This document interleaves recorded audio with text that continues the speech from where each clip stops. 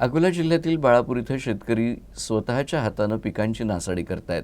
अवकाळी पावसानं रब्बी पीक हरभरा पिकात जास्त गवत वाढल्यानं शेतकरी वाजिद इम्रान यांनी त्यांच्या 6 एकर हरभरा पिकात शेळ्या सोडून पीक नष्ट केलं।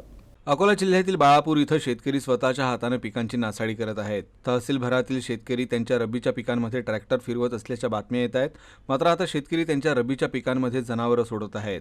आम्हाला या पिकांचा फायदा झाला नाही तर निदान या मुक्या जनावरांचं काय। त्यामुळेच भिकुंड नदी परिसरातील शेतकरी वाजिद इम्रान यांच्यासह इतर काही शेतकरी आपली जनावरे मेंढपाळांना ट्रॅक्टर चालवण्याऐवजी चरण्यासाठी देत आहेत। प्रशासनाने उद्ध्वस्त झालेल्या पिकांचा आढावा घेऊन नुकसान भरपाई द्यावी अशी देखील मागणी शेतकऱ्यांनी केली आहे।